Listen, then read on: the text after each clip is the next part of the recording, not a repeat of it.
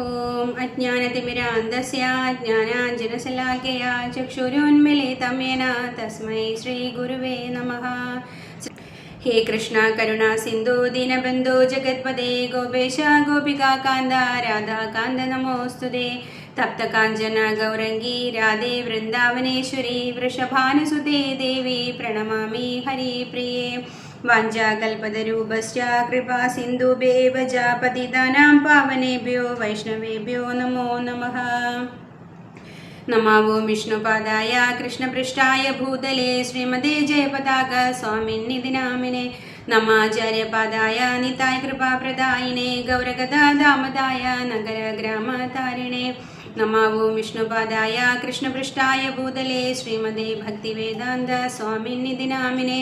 നമസ്തേ സാരസ്വതേ ദേവേ ഗൗരവാണി പ്രചാരിണേ നിർവിശേഷ ശൂന്യവാദി പാശ്ചാത്യദേശതാരിണേ. ജയ ശ്രീകൃഷ്ണ ചൈതന്യ പ്രഭു നിത്യാനന്ദ ശ്രീ അദ്വൈത ഗദാധര ശ്രീവാസദി ഗൗരഭക്തവൃന്ദ. ഹരേ കൃഷ്ണ കൃഷ്ണ കൃഷ്ണ ഹരേ ഹരേ ഹരേ രാമ രാമ രാമ ഹരേ ഹരേ. ഓം നമോ ഭഗവതേ വാസുദേവായ. ഓം നമോ ഭഗവതേ വാസുദേവായ. ഓം നമോ ഭഗവതേ വാസുദേവായ. ഹരേ കൃഷ്ണ. എല്ലാവർക്കും ശ്രീമദ് ഭഗവത്ഗീത ക്ലാസ്സിലേക്ക് സ്വാഗതം. നമ്മൾ 11ാമത്തെ അധ്യായത്തിൻ്റെ അവസാനത്തെ ശ്ലോകമാണ് ഇപ്പോൾ ചർച്ച ചെയ്യാൻ പോകുന്നത്. അധ്യായം 11 ശ്ലോകം 55. മത്കർമ്മ കൃന്മത്പരമോ മദ്ഭക്ത സംഗവർജിതഃ നിർവൈരാ സർവഭൂതേഷു യാസാ മാമേതി പാണ്ഡവഃ. മത്കർമ്മ കൃന്മത്പരമോ മദ്ഭക്ത സംഗവർജിതഃ നിർവൈരാ സർവഭൂതേഷു യാസാ മാമേതി പാണ്ഡവഃ. മത്കർമ്മ കൃന്മത്പരമോ മദ്ഭക്ത സംഗവർജിതഃ നിർവൈരാ സർവഭൂതേഷു യാസാ മാമേതി പാണ്ഡവ.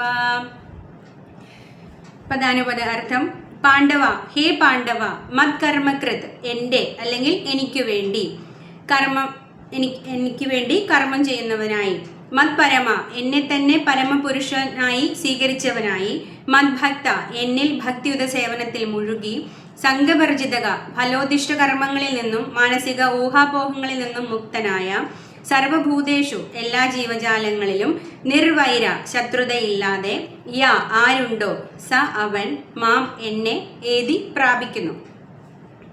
വിവർത്തനവും ഭാവാർത്ഥവും ശ്രീല പ്രഭുപാദരുടേതാണ്. ജയ ശ്രീല പ്രഭുപാദ.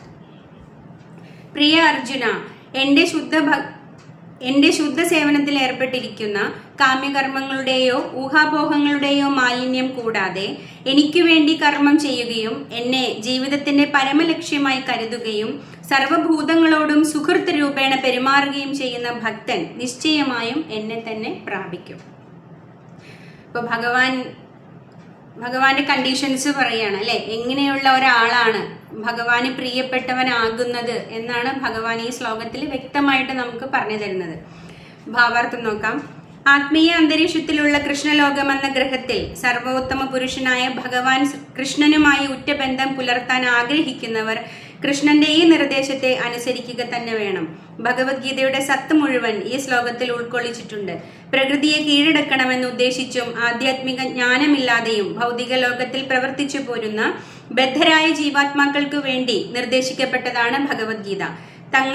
അവർക്ക് തങ്ങളുടെ ആത്മീയ സത്തയെയും പരമപുരുഷനുമായുള്ള ശാശ്വത ബന്ധത്തെയും കുറിച്ച് എങ്ങനെ മനസ്സിലാക്കാമെന്നും സ്വധാമത്തിലേക്ക്, ഭഗവത് സന്നിധിയിലേക്ക് എങ്ങനെ തിരിച്ചെത്താമെന്നുമാണ് ഭഗവത്ഗീത ഉപദേശിക്കുന്നത്. ആത്മീയ പ്രവർത്തനത്തിൽ, ഭഗവത് സേവനത്തിൽ വിജയം നേടാനുള്ള പദ്ധതി എന്തെന്ന് വിശദീകരിക്കുന്നു ഈ പദ്യം. ഇതാണ് ഭക്തിയുത സേവനം. ഹരേ കൃഷ്ണ. അപ്പോൾ നമ്മൾ 11ാമത്തെ അധ്യായത്തിൻ്റെ അവസാനത്തെ ഭാഗത്തെത്തി നിൽക്കുകയാണ്. അപ്പോൾ ഇവിടെ വളരെ വലിയൊരു ഭാവാർത്ഥമാണ് ശ്രീല പ്രഭുപാദര് നമുക്കായി തന്നിരിക്കുന്നത്. ഏകദേശം 3-4 പേജോളം ഉണ്ട് ആ ഭാവാർത്ഥം. അപ്പോൾ പ്രഭുപാദ നമുക്ക് എപ്പോഴെങ്കിലും വലിയ ഭാവാർത്ഥങ്ങൾ നൽകുന്നുണ്ട് എങ്കിൽ അത് അത്രയും കാര്യപ്രസക്തമായിട്ടുള്ളൊരു വസ്തുത നമ്മളെ ബോധ്യപ്പെടുത്താൻ വേണ്ടിയിട്ടാണ്. അപ്പം അത്രയും വലിയ ഭാവാർത്ഥങ്ങളുടെ പ്രഭുപാദ നമ്മളോട് ഭഗവാനെ കുറിച്ചിട്ടുള്ള സത്യം മനസ്സിലാക്കിക്കാനാണ് ശ്രമിക്കുന്നത്. അപ്പോൾ നമ്മളെ ബോധ്യപ്പെടുത്താൻ വേണ്ടിയിട്ടാണ് പ്രഭുപാദ ഇത്രയും വലിയ വലിയ ഭാവാർത്ഥങ്ങൾ നമുക്ക് നൽകുന്നത്. അപ്പോൾ ഏതെങ്കിലും ശ്ലോകത്തിൽ, ഭഗവത്ഗീത ആയാലും ഭാഗവതമായാലും ഏതെങ്കിലും ശ്ലോകത്തിൽ വലിയ ഭാവാർത്ഥങ്ങൾ കാണുന്നുണ്ട് എങ്കിൽ അപ്പോൾ തന്നെ മനസ്സിലാക്കിക്കോളുക, അവിടെ വളരെ വലിയൊരു സത്യം, വളരെ വലിയ കാര്യപ്രസക്തമായിട്ടുള്ളൊരു ഭാഗം നമ്മളെ ബോധ്യപ്പെടുത്താനാണ് പ്രഭുപാദ ശ്രമിച്ചുകൊണ്ടിരിക്കുന്നത്. അപ്പോൾ ഭഗവാനെ കുറിച്ച് പറയുന്ന ഭഗവാനെ കുറിച്ച് അല്ലെങ്കിൽ ഭഗവാന്റെ കണ്ടീഷൻസ് പറയുന്നിടത്തെല്ലാം നമുക്ക് ഇതുപോലെ വലിയ വലിയ ഭാവാർത്ഥങ്ങൾ കാണാനായിട്ട് സാധിക്കും. അപ്പോൾ ഇവിടെ ഭഗവാൻ വളരെ വ്യക്തമായിട്ട് നമ്മളോട് പറയുകയാണ് അല്ലേ, ആരാണ് എനിക്ക് പ്രിയപ്പെട്ടവൻ, ആരാണ് എന്നിൽ എത്തിച്ചേരുന്നത് എന്ന് പറയാണ്. ആരാണ് അല്ലെങ്കിൽ എന്ത് പ്രവൃത്തി ചെയ്യുന്ന ആളെയാണ് എനിക്ക് പ്രിയപ്പെട്ടവൻ എന്ന് ഭഗവാൻ പറയുന്നത്, അയാൾ എന്തൊക്കെ ചെയ്താലാണ് ഭഗവാന് പ്രിയപ്പെട്ടതായിട്ട് മാറുന്നത്, അതാണ് ഈ ഒരു ശ്ലോകത്തിൽ ഭഗവാൻ വ്യക്തമാക്കുന്നത്. എന്തൊക്കെയാണ്? മത് കർമ്മ, എനിക്ക് വേണ്ടി പ്രവർത്തിക്കുക. മത് പരമോ, എന്നെ പരമമായിട്ട് അംഗീകരിക്കുക, അല്ലെങ്കിൽ പരമദിവ്യോത്തമ പുരുഷനായിട്ട് എന്നെ മാത്രം അംഗീകരിക്കുകയും ആരാധിക്കുകയും ചെയ്യുക. അത് വളരെ പ്രാധാന്യമുള്ള ഒന്നാണ്. പിന്നെ മത് ഭക്ത, എൻ്റെ ഭക്തനായി തീരുക. സംഘവർജിത, മറ്റുള്ള സംഘത്തിൽ നിന്നും പോവാതെ എന്നെ മാത്രം അഭയം പ്രാപിക്കുകയും എന്നെ ആരാധിക്കുകയും ചെയ്യുന്ന കൂട്ടത്തിൽ കൂടുക. പിന്നെ നിർവൈര, മറ്റുള്ളവരോട് വൈരം അല്ലെങ്കിൽ അസൂയ വച്ച് പുലർത്താതിരിക്കുക. സർവഭൂതേഷു, എല്ലാ ജീവജാലങ്ങളിലും എന്നെ കാണുക. ഇങ്ങനെയൊക്കെ ചെയ്യുന്ന ആള് എന്താണ്? മാമേതി, എന്നിലേക്ക് വരും എന്നാണ് ഭഗവാൻ പറയുന്നത്. അപ്പോൾ ശുദ്ധ ഭക്തിയുത സേവനത്തിൽ ഏർപ്പെട്ടിരിക്കുന്ന കാമ്യകർമ്മങ്ങളുടെയോ ഊഹാപോഹങ്ങളുടെയോ മാലിന്യം കൂടാതെ എനിക്ക് വേണ്ടി കർമ്മം ചെയ്യുകയും എന്നെ ജീവിതത്തിന്റെ പരമലക്ഷ്യമായി കരുതുകയും സർവഭൂതങ്ങളോടും സുഹൃത്ത് രൂപേണ പെരുമാറുകയും ചെയ്യുന്ന ഭക്തൻ നിശ്ചയമായും എന്നെ തന്നെ പ്രാപിക്കും. അതിൽ സംശയം ഒന്നും വേണ്ട എന്ന് ഭഗവാൻ അർജുനനോട് പറയാണ്. ഇപ്പൊ ഇവിടെ പാണ്ഡവ എന്ന് ഉദ്ദേശിക്കുന്നത് അർജുനനോട് ഭഗവാൻ പറയാണ്. അപ്പോൾ അവിടെ എന്താണ് ഭഗവാൻ ഉദ്ദേശിക്കുന്നതെന്ന് പ്രഭുപാദ വളരെ വലിയ ഭാവാർത്ഥത്തിൽ നമുക്ക് നൽകുന്നുണ്ട്. നമുക്ക് വിശദമായിട്ട് നോക്കാം. അപ്പോൾ നമ്മുടെ മനുഷ്യജന്മത്തിന്റെ ഉദ്ദേശം എന്താണ് എന്നാണ് ഇവിടെ വ്യക്തമാക്കുന്നത് അല്ലെ. നമ്മുടെ മനുഷ്യനായി പിറന്ന ഓരോരുത്തരുടെയും ജന്മ ഉദ്ദേശം എന്ന് പറയുന്നത് ഭഗവത് ധാമത്തിലേക്കുള്ള തിരികെ പോകലാണ്. അപ്പോൾ ആ തിരികെ പോകുന്നത് ഭഗവാന്റെ ധാമത്തിലേക്ക് തന്നെ ആവണം. അല്ലെങ്കിൽ ഉപരിലോകങ്ങളിലേക്കോ അല്ലെങ്കിൽ ബ്രഹ്മജ്യോതിയിലേക്കോ പോയിട്ട് കാര്യമില്ല. ഭഗവാന്റെ ധാമത്തിലേക്കുള്ള തിരികെ പോകലാണ് നമുക്ക് വേണ്ടത്. അപ്പൊ അതിനു വേണ്ടിയിട്ടുള്ള കാര്യങ്ങളാണ് ഇവിടെ ഭഗവാൻ നമുക്ക് വ്യക്തമാക്കി തരുന്നത്. അപ്പോൾ അങ്ങനെ ഭഗവത് ധാമത്തിലേക്ക് പോകണം എന്നുള്ള ലക്ഷ്യം വച്ച് പുലർത്തുന്ന ആരായാലും ഈ നിർദ്ദേശങ്ങൾ തീർച്ചയായിട്ടും അനുസരിക്കുക തന്നെ വേണം എന്നാണ് പ്രഭുപാദ പറയുന്നത്. ഈ ഒരു ശ്ലോകം, അതായത് 11ാമത്തെ അധ്യായത്തിന്റെ അവസാനത്തെ ശ്ലോകം എന്ന് പറയുന്നത് ഇത് ഭഗവത്ഗീതയുടെ മൊത്തം അന്തസത്ത ഉൾക്കൊള്ളിക്കുന്ന ഒരു ശ്ലോകമാണ്. ഇത് പിന്നെ ഇതിനുള്ള വളരെ പ്രധാനപ്പെട്ട ഒരു പ്രത്യേകത എന്ന് പറയുന്നത് ഇത് ശ്രീല പ്രഭുപാദർക്ക് പേഴ്സണലി വളരെ ഇഷ്ടമുള്ളൊരു ശ്ലോകമാണ്. കാരണം ഇതിൽ നമ്മൾ പഠിക്കുന്ന ഭഗവത്ഗീതയുടെ എല്ലാ തത്വങ്ങളും ഈ ഒരു ശ്ലോകത്തിൽ കൊണ്ടുവരുന്നുണ്ട്. ഇപ്പോൾ ഭഗവാൻ 18ാമത്തെ അധ്യായത്തിന്റെ അവസാന ഭാഗത്താണ് അല്ലെ, സർവധർമാൻ പരിത്യജ്യ മാമേകം ശരണം വ്രജ അഹം ത്വം സർവ പാപേഭ്യോ മോക്ഷയിഷ്യാമി മാ ശുചഃ എന്ന് പറയുന്നത് അല്ലെ. എല്ലാം ധർമ്മങ്ങളെ മാറ്റിവെച്ചിട്ട് എന്നിലേക്ക് വരൂ, ഞാൻ നിന്റെ എല്ലാ കാര്യങ്ങളും നോക്കാം എന്ന് അർജുനനോട് ഭഗവാൻ പറയുന്നുണ്ട്. അതേ കാര്യം തന്നെയാണ് ഭഗവാൻ ഇവിടെ പറയുന്നത്. മത് ഭക്ത അല്ലെ, എൻ്റെ ഭക്തനാകൂ. പിന്നെ എനിക്ക് വേണ്ടി നിന്റെ കർമ്മങ്ങളെല്ലാം എനിക്കായി അർപ്പിച്ച് ചെയ്യൂ. പിന്നെ മറ്റുള്ള ധർമ്മത്തിൻ്റെ ഒന്നും പിന്നാലെ പോകാതെ എന്നെ മാത്രം ആരാധിക്കൂ. അതൊക്കെ തന്നെയാണ് ഇവിടെയും ഭഗവാൻ പറയുന്നത്. അപ്പോൾ ഈ ഭഗവാന്റെ നിർദ്ദേശത്തെ അനുസരിക്കുന്ന ഏതൊരാൾക്കും ഈ ജീവിതത്തിന്റെ അവസാനം ഭഗവത് ധാമത്തിലേക്ക് പ്രവേശിക്കാനായിട്ട് സാധിക്കും. അപ്പോൾ ഭഗവത്ഗീത പ്രധാനമായിട്ടും എന്തിനാണ് നമുക്ക് നൽകപ്പെട്ടിരിക്കുന്നത്? നമ്മുടെ ഈ ബദ്ധ ജീവാത്മാവിൽ നിന്ന് അല്ലെ, ബദ്ധ ജീവാവസ്ഥയിൽ നിന്ന് നമുക്ക് പുറത്ത് കടക്കുവാൻ, നമ്മുടെ ഈ ശരീരം ഉപയോഗിച്ച് ശരീരമില്ലാത്ത അവസ്ഥയിൽ എത്തിച്ചേരാൻ വേണ്ടിയിട്ടാണ്. അതായത് ഇനിയുള്ള ജനനം നമുക്ക് നിർത്തണം. അപ്പോൾ ഈ ജന്മമൃത്യു ജരാവ്യാധിയിൽ നിന്ന് പുറത്തു കടക്കാനാണ് നമുക്ക് ഇപ്പോൾ ഈ ശരീരം, മനുഷ്യ ശരീരം ലഭ്യമായിരിക്കുന്നത്. അപ്പോൾ അത് ഈ ശരീരം ഉപയോഗിച്ച് നാം അത് നേടുകയും ആ ലക്ഷ്യപ്രാപ്തിയിൽ എത്തുകയും വേണം. അങ്ങനെയുള്ള ആൾക്കാർക്ക് ആ ഒരു തലത്തിലേക്ക് ഉയരുവാനാണ് ഭഗവത്ഗീതയുടെ നിർദ്ദേശങ്ങൾ പ്രധാനമായിട്ടും ഉപകരിക്കുന്നത്. അപ്പോൾ നമ്മുടെ ആത്മീയ സത്തയെയും പരമപുരുഷനുമായിട്ടുള്ള ശാശ്വത ബന്ധത്തെയും കുറിച്ച് എങ്ങനെ മനസ്സിലാക്കാം, അപ്പോൾ എങ്ങനെ ഭഗവാന്റെ സ്വധാമത്തിലേക്ക് അല്ലെങ്കിൽ ഭഗവത് സന്നിധിയിലേക്ക് നമുക്ക് തിരിച്ചു പോകാം എന്നുള്ള കാര്യങ്ങളാണ് ഭഗവത്ഗീതയിലൂടെ ഭഗവാൻ നമുക്ക് ഉപദേശിച്ചു തരുന്നത്. അപ്പോൾ ഈ ഭഗവത്ഗീതയുടെ മൊത്തം ലക്ഷ്യം എന്ന് പറയുന്നത് നമ്മളെ ആത്മീയ ധാമത്തിലേക്ക് ഉയർത്തലാണ്, നമ്മളെ ഭഗവത് സന്നിധിയിലേക്ക് കൂട്ടിക്കൊണ്ടു പോകലാണ്. അപ്പോൾ അതിനു വേണ്ടിയിട്ട് നമ്മൾ എന്ത് ചെയ്യണം? ഭക്തിയുത സേവനങ്ങൾ ചെയ്യണം.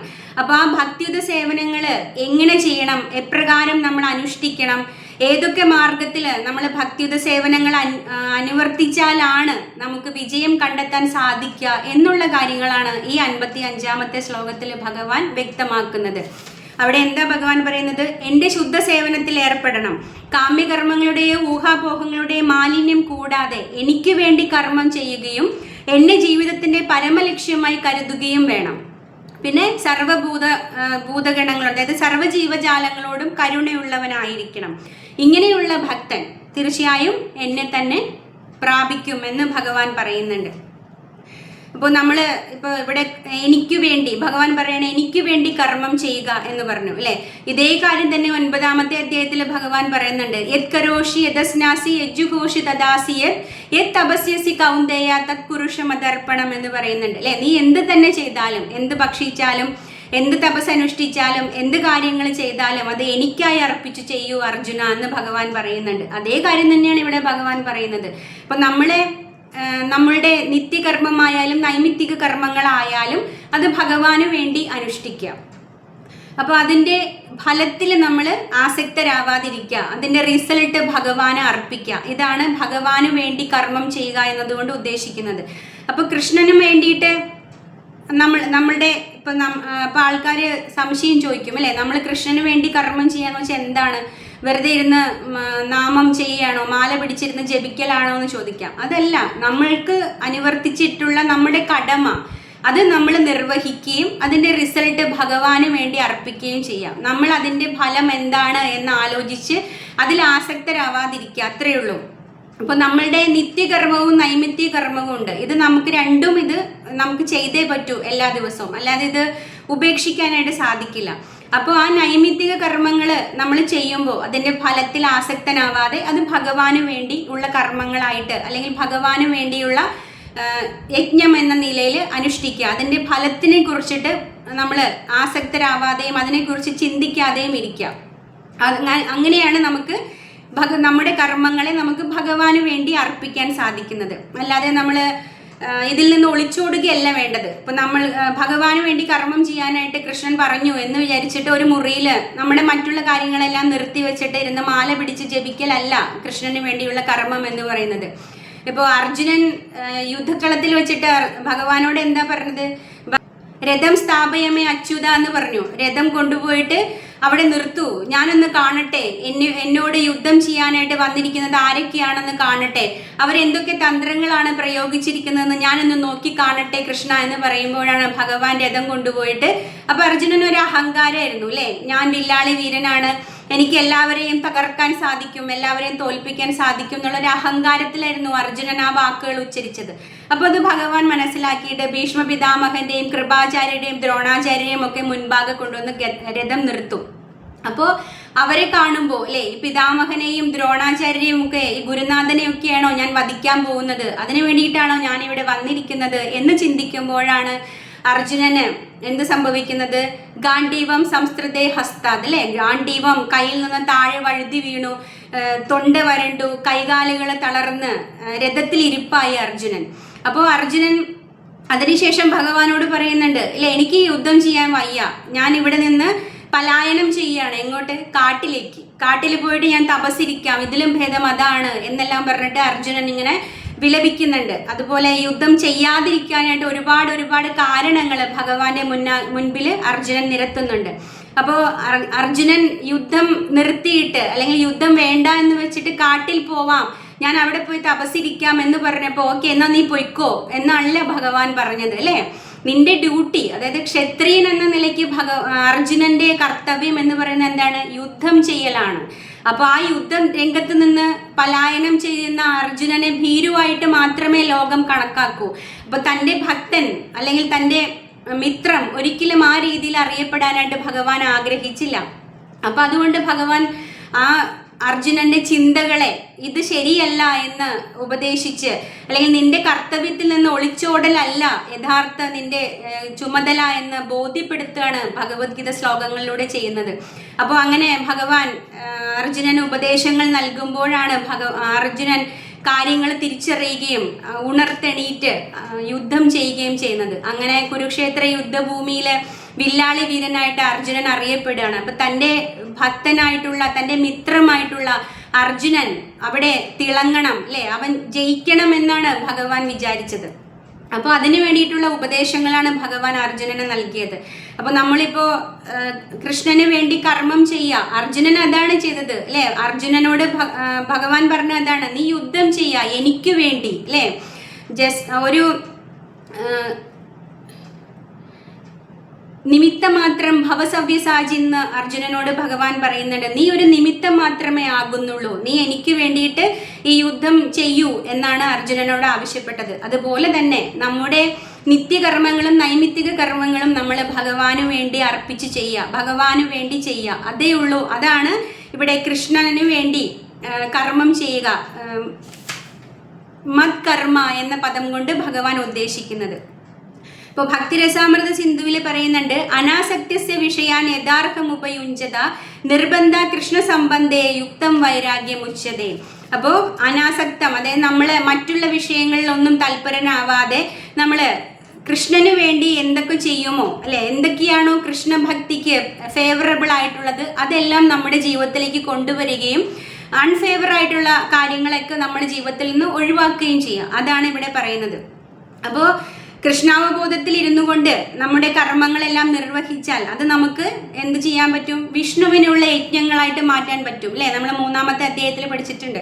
അപ്പോൾ എല്ലാത്തിൻ്റെയും ഉടമ ഭഗവാനാണ് അല്ലേ. ഇപ്പം നമ്മൾ ഇവിടെ പ്രഭാത പറയുന്നുണ്ട്, ഒരാളൊരു വ്യവസായം ചെയ്യാൻ തുടങ്ങുകയാണെങ്കിൽ അതിനുള്ള എല്ലാ കാര്യങ്ങളും ഭഗവാൻ തന്നെയാണ് നൽകുന്നത്. ഇപ്പോൾ അതിൽ നിന്നുള്ള ആദായവും അല്ലേ എല്ലാം തരുന്നു. ഇപ്പോൾ ഒരാൾ ആ ഒരു ജോലി ചെയ്യുന്നു അല്ലെങ്കിൽ ആ ഒരു ബിസിനസ് ചെയ്യുന്നു എന്നേ ഉള്ളൂ, ബാക്കി എല്ലാ കാര്യങ്ങളും നമുക്ക് അനുവദിച്ചു തരുന്നത് ഭഗവാനാണ്. അപ്പോൾ അതിൻ്റെ ആദായവും ഭഗവാൻ അവകാശപ്പെട്ടതാണ് എന്നാണ് പ്രഭാത പറയുന്നത്. അപ്പോൾ നമ്മൾ അതിൽ നിന്നൊരു ഭാഗം എടുത്തിട്ട് ഭഗവാന്റെ സേവനത്തിന് കൊടുക്കാം. അപ്പോൾ ഇവിടെ പറയുന്നുണ്ട് അതാണ് കൃഷ്ണന് വേണ്ടി ചെയ്യുന്ന കർമ്മം. അപ്പോൾ നമ്മൾ ഒരു വലിയ വീട്, ഇപ്പം നമുക്ക് ഒരുപാട് പൈസ ഉണ്ടെങ്കിൽ അല്ലെ, നമുക്ക് ഒത്തിരി ധനമുണ്ടെങ്കിൽ നമ്മൾ ഭഗവാന് വേണ്ടി ഒരു അമ്പലം നിർമ്മിക്കാം എന്നാണ് ഇവിടെ പ്രഭാത പറയുന്നത്.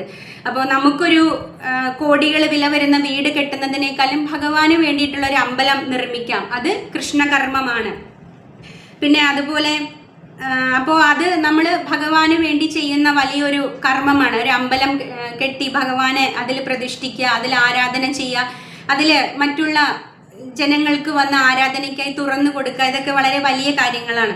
അപ്പോൾ ഇനി അതിനൊന്നും നമുക്ക് അതിനുള്ള അവസ്ഥ അല്ലെങ്കിൽ സാമ്പത്തിക സ്ഥിതി ഇല്ലെങ്കിൽ നമ്മുടെ വീട്ടിൽ ഒരു ചെറിയ രീതിയിലുള്ള ഒരു അമ്പലം, ഒരു ആൾട്ടറൊക്കെ സ്ഥാപിച്ച് നമ്മൾ അവിടെ ഭഗവാന്റെ പൂജയും ആരാധനയും ഒക്കെ ചെയ്യാം. പിന്നെ നമ്മൾ ഭഗവാന്റെ അമ്പലം നമുക്ക് വൃത്തിയാക്കാം. ഇതൊക്കെ നമുക്ക് കൃഷ്ണന് വേണ്ടി ചെയ്യാവുന്ന കർമ്മങ്ങളാണ്.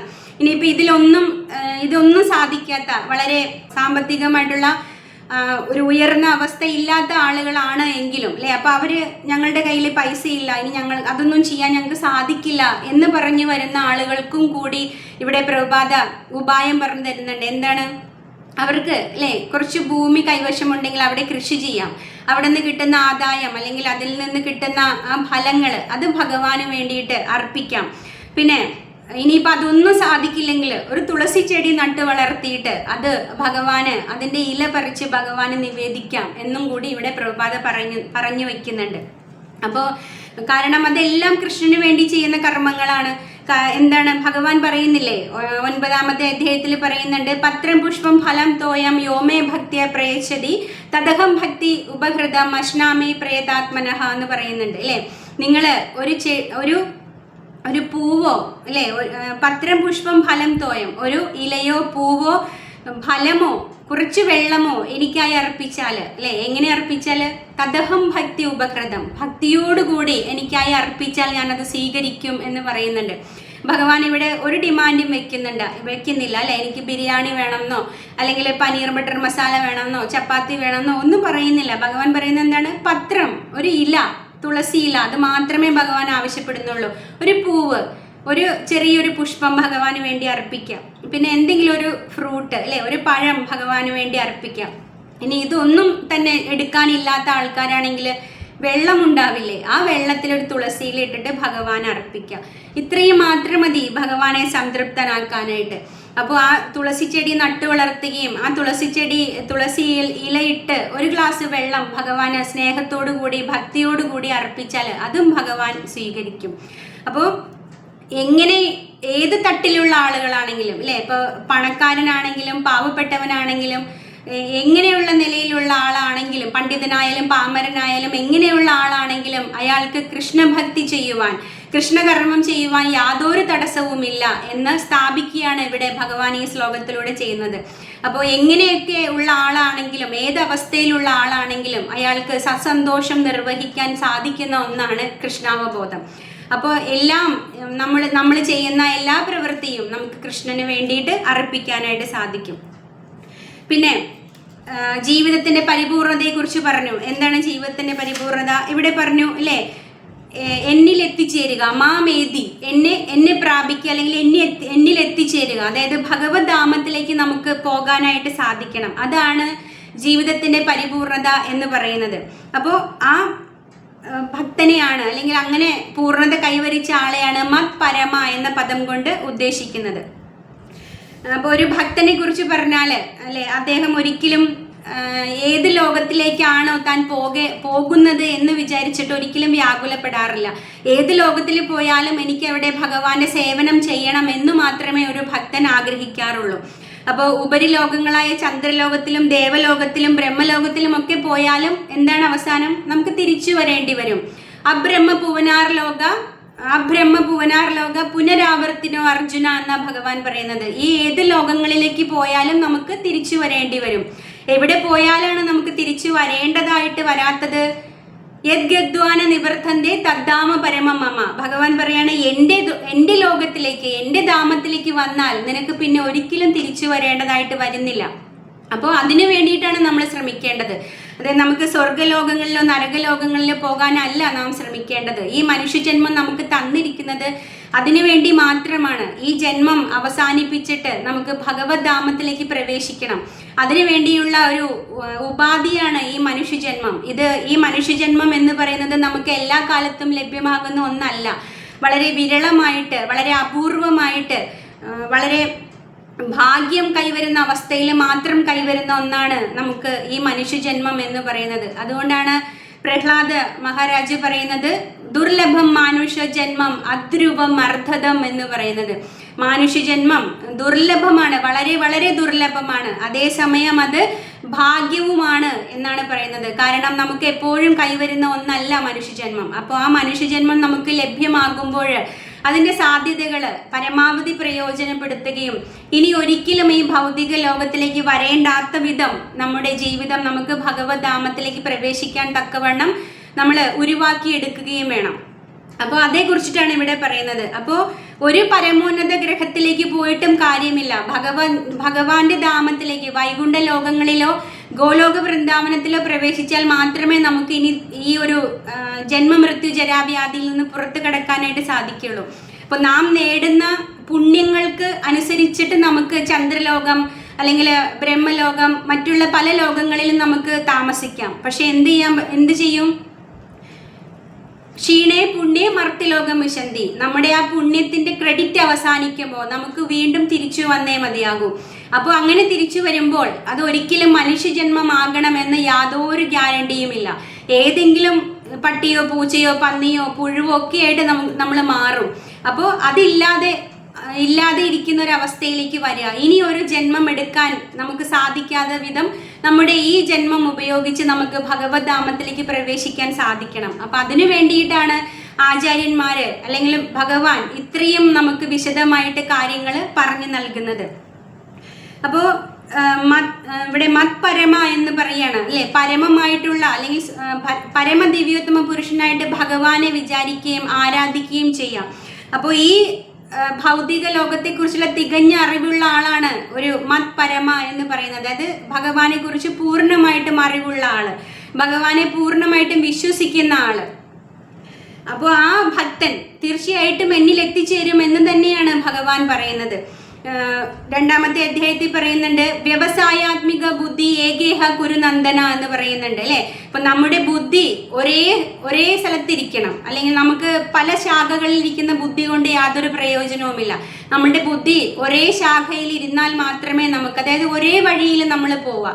നാട്ടിൽ നമ്മൾ പറയില്ലേ 2 വള്ളത്തിൽ കാല് വെക്കുക എന്ന് പറയില്ലേ, അത് പറ്റില്ല അല്ലെ. നമ്മൾ ഭഗവാനെ ഗുരുവായിട്ടും ഭഗവാനെ പരമദിവ്യോത്തമ പുരുഷനായിട്ടും ആരാധിച്ച് ഭഗവാന്റെ കാര്യങ്ങള് ഭക്തിയുത സേവനത്തിൽ ഏർപ്പെട്ടാൽ തീർച്ചയായിട്ടും നമുക്ക് ഈ മത് പരമ അല്ലെങ്കിൽ മത് ഭക്ത എന്നുള്ള ആ ഒരു അവസ്ഥയിലേക്ക് നമുക്ക് ഉയരാൻ സാധിക്കും. അപ്പോൾ അതെങ്ങനെയാണ് സാധിക്കുക? ഇവിടെ പ്രഭുപാദ പറയുന്ന നവവിധ ഭക്തി നമ്മളെ അതിന് സഹായിക്കും എന്ന് പറയാണ് അല്ലെ. എന്താ നവവിധ ഭക്തി? ശ്രവണം കീർത്തനം വിഷ്ണു സ്മരണം, അർച്ചനം വന്ദനം ദാസ്യം സാഖ്യം ആത്മനിവേദനം. അപ്പോൾ ഈ 9 തരത്തിലുള്ള നവവിധ ഭക്തിയിൽ ഏതെങ്കിലും ഒന്നിലെങ്കിലും നമ്മൾ ശ്രദ്ധ കേന്ദ്രീകരിച്ച് അതിൽ ഉറച്ചു നിന്നാൽ നമുക്ക് ഈ ഒരു അവസ്ഥയിലേക്ക് ഉയരാം, നമ്മുടെ ഈ ജീവിതത്തിന്റെ അവസാനം ഭഗവത് ധാമത്തിലേക്ക് പ്രവേശിക്കാം എന്ന് പറയുന്നുണ്ട്. അപ്പോൾ നമുക്കറിയാം, ഒരുപാട് ഉദാഹരണങ്ങൾ നമ്മുടെ മുമ്പിലുണ്ട് അല്ലേ. അപ്പോൾ പരീക്ഷിത് മഹാരാജാവ് ശ്രവണത്തിലൂടെ മാത്രം ഉന്നതി കൈവരിച്ച വ്യക്തിയാണ്. അതുപോലെ ഭഗവാന്റെ ഭാഗവതം വിവരിച്ച് ശുകദേവ ഗോസ്വാമി ആ ഒരു നില കൈവരിച്ച ആളാണ്. അങ്ങനെ പാദസേവനത്തിലൂടെ ലക്ഷ്മി ദേവി ഭഗവാനെ നേടിയ വ്യക്തിയാണ്. അങ്ങനെ ഓരോരുത്തരെയും നമുക്ക് ഉദാഹരണങ്ങളായിട്ട് ചൂണ്ടിക്കാണിക്കാനായിട്ട് സാധിക്കും. അപ്പോൾ ഏതെങ്കിലും ഒന്നിൽ അല്ലേ, നമുക്ക് എല്ലായിടത്തും ഉറച്ചു നിൽക്കാൻ സാധിക്കില്ല. ഈ 9 തരത്തിലുള്ള ഭക്തിയിൽ ഏതെങ്കിലും ഒന്നിൽ ഉറച്ചു നിന്ന് അതിൽ പരിപൂർണത കൈവരിക്കാനായിട്ട് നാം ശ്രമിച്ചാൽ നമുക്ക് വിജയം സാധ്യമാണ് എന്നാണ് ഇവിടെ പറയുന്നത്. പിന്നെ സംഘവർജിത, അത് വളരെയധികം പ്രത്യേകത അർഹിക്കുന്ന ഒരു പദമാണ്. അതായത് കൃഷ്ണനെ എതിർക്കുന്നവരോട് ഒരിക്കലും കൂട്ടുകൂടാതിരിക്കുക. അപ്പോൾ മായാവാദികളും അല്ലെങ്കിൽ നാസ്തികരുമായിട്ടുള്ള ആളുകൾ, അതായത് ഭഗവാന് രൂപമില്ല, വെറും ഒരു പ്രകാശമാണ് എന്നൊക്കെ പറഞ്ഞ് പലരും തർക്കിക്കാറുണ്ട്. അപ്പൊ അങ്ങനെയുള്ള ആളുകളോടുള്ള ചങ്ങാത്തം നിർത്തുക, അങ്ങനെയുള്ള സംഘത്തിൽ കൂട്ടുകൂടാതിരിക്കുക. അപ്പോൾ മാനസിക അഭ്യൂഹങ്ങളിൽ അല്ലെ, ഭഗവാന് രൂപമില്ല, ഭഗവാൻ മായയാണ്, അല്ലെങ്കിൽ കൃഷ്ണൻ വിഷ്ണുവിന്റെ 10 അവതാരങ്ങളിൽ ഒരാളാണ് എന്നൊക്കെ പറഞ്ഞ് തർക്കിക്കുന്ന ആളുകൾ ഒരുപാടുണ്ട് നമ്മുടെ ചുറ്റും.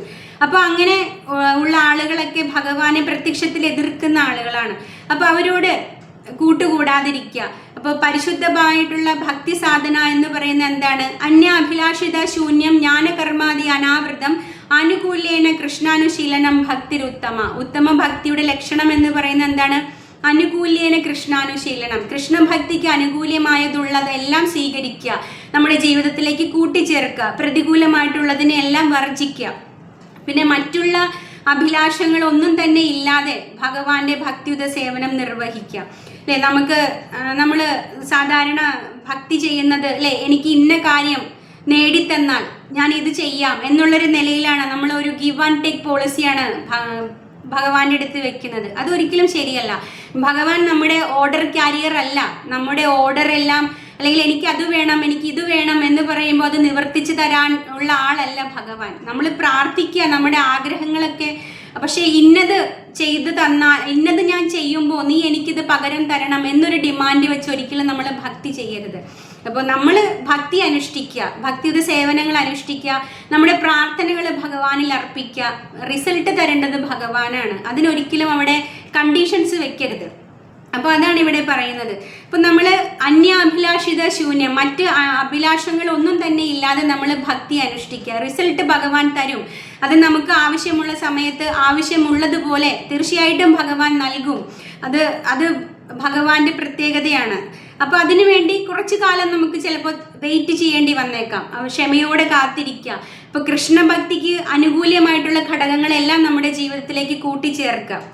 ഇതാണ് നമുക്ക് ചെയ്യാനുള്ളത്. അപ്പോൾ ഈ മറ്റുള്ള കാമ്യകർമ്മങ്ങൾ, അതായത് നമ്മുടെ മറ്റുള്ള പ്രവൃത്തികൾ, കൃഷ്ണന്റെ ഭക്തിക്ക് അനുകൂലമല്ലാത്ത മറ്റു പ്രവൃത്തികളെ നമ്മുടെ ജീവിതത്തിൽ നിന്നും ഒഴിവാക്കുക. അത്തരം കൂട്ടുകെട്ടുകളിൽ നിന്ന് പുറത്ത് കടക്കുക. ഇതാണ് ഉത്തമ ഭക്തിയിലേക്ക് പോകാനുള്ളൊരു മാർഗം. അപ്പോൾ അതുപോലെ നമ്മൾ എപ്പോഴും ഭഗവാനെ പറ്റി ചിന്തിക്കുന്നത് അനുകൂല ഭാവത്തിലായിരിക്കണം, അല്ലേ? ഇപ്പോൾ ഭഗവാൻ, ഉദാഹരണം പറഞ്ഞിട്ടുണ്ടെങ്കിൽ കംസൻ എപ്പോഴും കൃഷ്ണനെ വധിക്കണം, അല്ലേ? കൃഷ്ണനെ എങ്ങനെയെങ്കിലും വധിക്കണം, എങ്ങനെയെങ്കിലും വകവരുത്തണം എന്നുള്ള ആ ഒരു ചിന്തയായിരുന്നു കംസൻ ഏത് സമയവും ഉണ്ടായിരുന്നത്. അപ്പൊ അതിനുവേണ്ടി കൃഷ്ണന്റെ ജനനം തൊട്ട് ഓരോ അസുരന്മാരെ ഇങ്ങനെ പറഞ്ഞു വിട്ടുകൊണ്ടിരുന്നു. പൂതന, ശകടാസുരൻ, തൃണാവർത്തൻ, അങ്ങനെ ഓരോരോ അസുരന്മാരെ ഓരോരോ സമയത്ത് കംസൻ ഇങ്ങനെ അയച്ചുകൊണ്ടിരുന്നു. അപ്പൊ അവരെ എല്ലാവരെയും ഭഗവാൻ പല രീതിയിൽ വധിച്ചു. അപ്പോൾ എങ്ങനെ ഇനി അടുത്ത എന്തുപായം ഉപയോഗിക്കാം കൃഷ്ണനെതിരെ എന്നുള്ളതായിരുന്നു കംസന്റെ ചിന്ത. അങ്ങനെ അവസാനം മല്ലയുദ്ധം നടത്തി. അവിടെയും ഭഗവാനെ പരാജയപ്പെടുത്താൻ സാധിച്ചില്ല. ആന, അല്ലെ, മദയാനയെ കൊണ്ടുവന്നു. അവിടെയും കുവലയ പീഠം എന്ന് പറയുന്ന ആനയെ കൊണ്ടുവന്നു. അവിടെയും ഭഗവാനെ ഒന്നും പരാജയപ്പെടുത്താൻ കംസന് സാധിച്ചില്ല. അങ്ങനെ കംസൻ സദാസമയവും 24/7 കൃഷ്ണനെ പറ്റി മാത്രമാണ് ആലോചിച്ചത്, അല്ലെ? അങ്ങനെയാണെങ്കിൽ കൃഷ്ണനെ പറ്റി സദാ ചിന്തിക്കുക, അങ്ങനെയുള്ള ഒരാൾ മദ്ഭക്ത അല്ലെങ്കിൽ മത്പരമ എന്ന് പറയുന്ന നിലയിലേക്ക് ഉയരുമോ? ഒരിക്കലുമില്ല. അതുകൊണ്ടാണ് ഇവിടെ അനുകൂല്യന സങ്കല്പ എന്ന് പറയുന്നത്. അപ്പോൾ അനുകൂലമായിട്ട് നമ്മൾ ഭഗവാനെ പറ്റി വിചാരിക്കണം. ഇവിടെ കംസൻ വിചാരിച്ചത് എങ്ങനെയാണ്? പ്രതികൂലമായിട്ടാണ്. അതൊരിക്കലും നമുക്ക് ഗുണം ചെയ്യില്ല. അപ്പോൾ പ്രതികൂലമായിട്ടാണ് കംസൻ 24 മണിക്കൂറും ഭഗവാനെ പറ്റി ചിന്തിച്ചത്. അതൊരിക്കലും കംസന് നേട്ടം നൽകിയില്ല. അപ്പോൾ നമ്മളതൊരിക്കലും അനുവർത്തിക്കരുത്. അപ്പോൾ ഭഗവാന് അനുകൂലമായിട്ടുള്ള കാര്യങ്ങൾ ചിന്തിക്കുക, ഭഗവാനെ ഗ്ലോറിഫൈ ചെയ്യുക, അല്ലെ? ഭഗവാനെ വാഴ്ത്തിപ്പാടാൻ കിട്ടുന്ന ഒരവസരവും പാഴാക്കാതിരിക്കുക. ഭഗവാനെ പറ്റി മറ്റുള്ളവരോട് പറയാൻ കിട്ടുന്ന ഒരവസരവും പാഴാക്കാതിരിക്കുക. അപ്പോൾ അതാണ് അനുകൂല്യ സങ്കല്പം എന്ന് പറയുന്നത്. അപ്പോൾ കംസൻ ഉണ്ണുമ്പോഴും ഉറങ്ങുമ്പോഴും ഒക്കെ പ്രതികൂലമായിട്ട് ഭഗവാനെതിരെ ചിന്തിച്ചിരുന്ന ആളാണ്. അത് കൃഷ്ണാവബോധമല്ല, അത് അനുകൂല്യമല്ല, അത് പ്രതികൂലമാണ്. അതൊരിക്കലും നമുക്ക് ഗുണം ചെയ്യില്ല. അപ്പോൾ നിരന്തരമായിട്ടുള്ള കൃഷ്ണസ്മരണയോടെ ജീവിച്ചിട്ടും കംസൻ അസുരഗണത്തിലാണ് ഗണിക്കപ്പെട്ടത്, അല്ലേ? അയാൾ ഒരിക്കലും ഭക്തനായിരുന്നില്ല. കാരണം അദ്ദേഹം എപ്പോഴും കൃഷ്ണനെ പറ്റി പ്രതികൂലമായിട്ടാണ് ചിന്തിച്ചുകൊണ്ടിരുന്നത്. ഇപ്പോൾ ഭക്തന്റെ ലക്ഷ്യം എന്ന് പറയുന്നത് എന്താണ്? മോക്ഷപ്രാപ്തി അല്ല. ഭക്തന്റെ ലക്ഷ്യം എന്ന് പറയുന്നത് ഭഗവാന്റെ സേവനമാണ്. അപ്പൊ അത് ചെയ്യാൻ ഇനി നരകത്തിൽ പോയാലും അവിടെ ഭഗവാനെ സേവനം ചെയ്യാൻ സാധിക്കുമെങ്കിൽ ഒരു ഭക്തൻ തീർച്ചയായും സന്തോഷവാനാണ്. അയാള് മരണത്തിന് ശേഷം ഞാൻ ഏത് ലോകത്തിലേക്ക് പോകും എന്ന് വിചാരിച്ച് ഒരിക്കലും ഭക്തൻ ആകുലപ്പെടാറില്ല. എവിടെയായാലും അങ്ങാണ് എൻ്റെ പരമദിവ്യോത്തമ പുരുഷൻ, എൻ്റെ ആശ്രയം, അവിടുത്തെ സേവനമാണ് എൻ്റെ ഉദ്ദേശ ലക്ഷ്യം എന്ന് മാത്രമേ ഒരു ഭക്തൻ ചിന്തിക്കാറുള്ളൂ. പിന്നെ ഭഗവാൻ പറയുന്ന എന്താണ്? സർവഭൂതേഷു, അല്ലെ? എല്ലാ ജീവജാലങ്ങളിലും കരുണയോടുകൂടി സുഹൃത്ത് രൂപത്തിൽ പെരുമാറുക. അപ്പൊ ഇവിടെ എന്താ ഉദ്ദേശിക്കുന്നത്? മറ്റു ജീവജാലങ്ങളെ നമ്മുടെ നാവിന്റെ രുചിക്ക് വേണ്ടിയിട്ട് വധിക്കുകയും അവരെ ആസ്വദിക്കുകയും ചെയ്യുന്നത് ഒഴിവാക്കുക, അല്ലെ? നമ്മളുടെ ഇപ്പോൾ ആൾക്കാർ പറയും, അല്ലേ, നമ്മളുടെ ഈ മറ്റുള്ള ജീവജാലങ്ങളൊക്കെ നമ്മുടെ സഹോദരങ്ങളാണോ എന്ന് ചോദിക്കാറുണ്ട്. അവരെല്ലാവരും ഭഗവാന്റെ മക്കൾ തന്നെയാണ്. ജീവനുള്ളവരെല്ലാവരും ഭഗവാന്റെ മക്കളാണ്. ഭഗവാൻ പറയുന്നില്ലേ, അഹം ബീജപ്രതാപിത. അല്ലാതെ ഞാൻ മനുഷ്യന് മാത്രമല്ല ബീജം കൊടുക്കുന്നത്, ജീവനുള്ള എല്ലാം ഭഗവാന്റെ മക്കളാണ്, അല്ലേ? ഭഗവാന്റെ അംശമാണ്. അപ്പോൾ അത് ഒരു സഹജീവിയെ നാം ഉപദ്രവിക്കുമ്പോൾ അതൊരിക്കലും ഭഗവാൻ പൊറുക്കില്ല. അതുകൊണ്ടാണ് ഇവിടെ പറയുന്നത് എല്ലാവരോടും സഹഭാവനയോടെ പെരുമാറുക, എല്ലാവരിലും സമഭാവന കൈവരുത്തുക. അതുപോലെ ഇവിടെ പറയുന്നുണ്ട് സർവഭൂതങ്ങളോടും സുഹൃത്ത് രൂപത്തിൽ പെരുമാറുക. അത് മനുഷ്യരോട് തന്നെ മാത്രമെന്നില്ല, മറ്റുള്ള എല്ലാ ജീവജാലങ്ങളോടും നമുക്ക് ആ ഒരു സഹാനുഭൂതി, ഒരു കരുണ വെച്ച് പുലർത്തേണ്ടത് വളരെ അത്യാവശ്യമാണ്. അതേക്കുറിച്ചിട്ടാണ് ഇവിടെ പറയുന്നത്. ധർമ്മത്തിന്റെ 4 തൂണുകളിൽ ഒന്നാണ് ദയ എന്ന് പറയുന്നത്, അല്ലേ? നമ്മുടെ ജീവിതത്തിൽ നിന്ന് ദയ പോയി പോകുമ്പോഴാണ് നമ്മൾ ഇത്തരം പ്രവൃത്തികളിലൊക്കെ ഏർപ്പെടുന്നത്. അപ്പോൾ ധർമ്മത്തിന്റെ 4 തൂണുകളിൽ ഒന്നാണ് ദയ എന്ന് പറയുന്നത്. അപ്പോൾ അത് സംരക്ഷിക്കേണ്ടത് മനുഷ്യരായി പിറന്ന ഓരോരുത്തരുടെയും കർത്തവ്യമാണ്. ഇപ്പോൾ കൃഷ്ണഭക്തൻ എന്ന് പറയുന്നത് സർവ്വജനങ്ങളുടെയും സുഹൃത്താണ്. അതുകൊണ്ട് അയാളെ നിർവൈരൻ എന്ന് പറയുന്നു. ഇപ്പൊ യുധിഷ്ഠിര മഹാരാജാവിനെ കുറിച്ചിട്ട് ഭാഗവത്തിൽ പറയുന്നുണ്ട്, അജാത ശത്രു എന്ന് പറയുന്നുണ്ട്, അല്ലെ? എന്താ അജാത ശത്രു എന്ന പദത്തിന് അർത്ഥം? ശത്രുക്കളില്ലാത്ത ആളായിരുന്നു യുധിഷ്ഠിര മഹാരാജാവ്. അദ്ദേഹം കൃഷ്ണഭക്തനായിരുന്നു. അതുകൊണ്ട് തന്നെ അദ്ദേഹത്തിന് എല്ലാവരോടും സമഭാവനയോടെ പെരുമാറാൻ സാധിച്ചു. ശത്രുക്കളൊന്നും തന്നെ ഇല്ലാത്ത ആളായിരുന്നു യുധിഷ്ഠിര മഹാരാജാവ്. ഒരു കൃഷ്ണഭക്തന് എപ്പോഴും നിർവൈരിയായിട്ട് സ്ഥിതി ചെയ്യണം എന്നാണ് പറയുന്നത്. അപ്പോൾ എല്ലാവരോടും സമഭാവനയോടെ, എല്ലാവരോടും ദയയോടെ പെരുമാറുക, കരുണ കാണിക്കുക എല്ലാവരിലും. അപ്പോൾ ഇത് കൃഷ്ണാവബോധം എന്ന ഈ പദ്ധതിയെ നമ്മളിൽ വളർത്താനായിട്ട് വളരെയധികം സഹായിക്കും എന്ന് പറയാണ്. പിന്നെ നമ്മൾ ചരിത്രത്തിലൊക്കെ അല്ലേ ഒരുപാട് ഈശ്വരന്റെ കാര്യങ്ങൾ പ്രചരിപ്പിച്ച ആളുകൾ ഒരുപാട് കഷ്ടത അനുഭവിച്ചതായിട്ടൊക്കെ നമ്മൾ പഠിച്ചിട്ടുണ്ട്. അതേക്കുറിച്ചിട്ടൊക്കെ നമ്മൾ വായിക്കാറുണ്ട്, അല്ലേ?